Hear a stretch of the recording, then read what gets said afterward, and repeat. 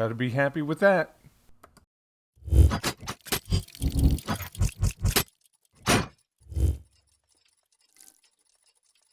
This card here holds my planer and my belt sander, and I need to up the coolness factor by a bunch. The way we're going to do that is build another. And we'll begin by taking some measurements.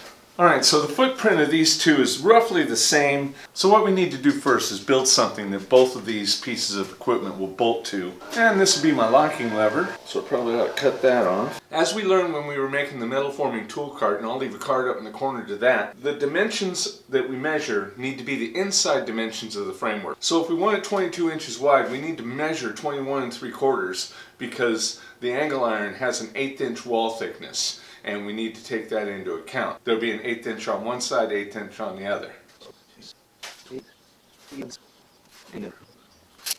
Okay, now what these segments represent is half of the back, the side, the front, the other side, and the other half of the back. So I'm going to make two 18 by 22 angle iron racks that they will bolt to. And then we'll attach those to this rotating bar and build a framework to hang it all on. And this time I did the math on paper, because when I did the math in my head, this happened.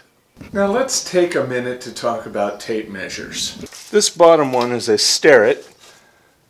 We'll bring it to 24 inches. On this next one, which is a Lufkin, you get 24 and 1/32. On the next one beyond that, which is a Stanley Power Lock, you get about the same, 24 and 1/32.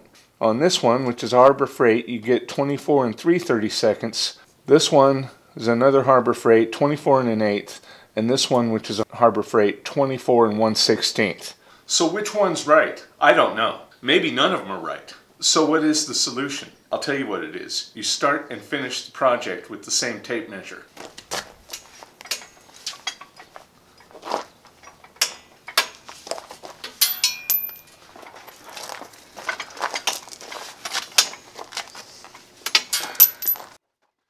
Once again, this video proves that you never know what you're going to find on this channel, but if you click that notification bell, you'll get a notice every time I post something new. Okay, now we want to make sure this is square, and the way you do that is measure it diagonally in both directions.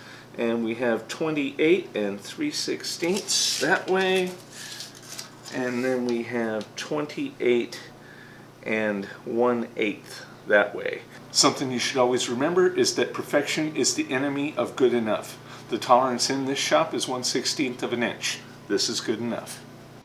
After your initial tack weld cools, it can draw the metal together closer, so you should always go back and check for square again.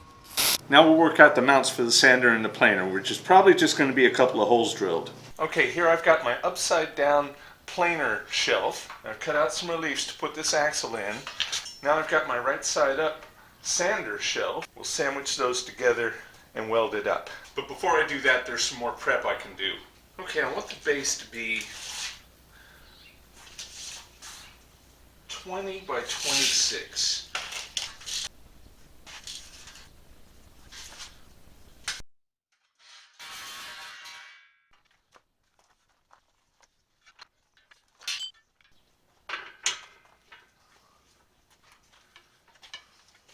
Now, on the off chance that you're not happy with a 1/16 of an inch out of square, just get you a long clamp. Now I've got 32 and 5/8 this way, 32 and 3/8 that way.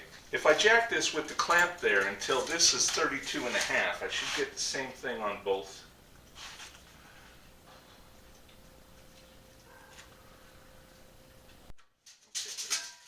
There's 32 and a half.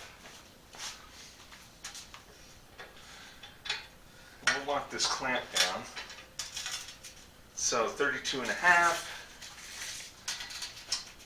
and 32 and a half. So that's how you address that if you want it exact. I want this top to be 32 and a half inches tall, because one of the other problems is it was way too high. The sander table was up at my chest. Having the screw punch is so much faster than drilling.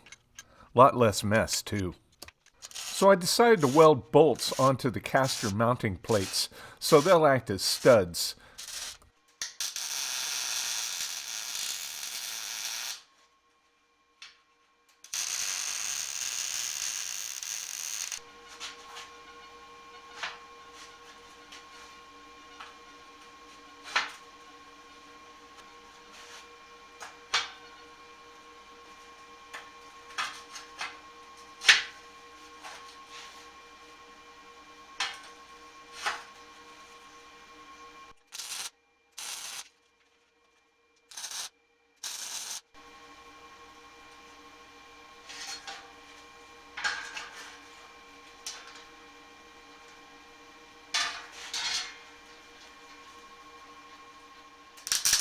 It's hard to tell, but those pillow blocks are not touching the welding table except through the axle. You never want to allow a welding arc to pass through a bearing. Something that's not readily apparent is that the pivot point of that framework is closer to the planer side. That is because the planer is substantially heavier than the sander, and I wanted to give the sander a little bit of leverage. Alright, so here's what we've got. I've got my little spring-loaded gadget in here, and this thing will flip over. I had to put a little tab there because of the offset, but that's cool. And it's nice and sturdy.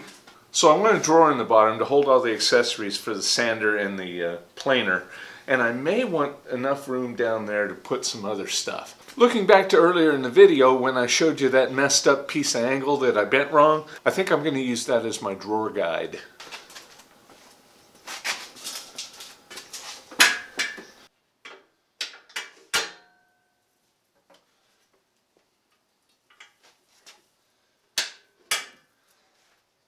Yeah, the balance is pretty good. I'm pretty happy with that. Well, I was thinking about leaving the power off it,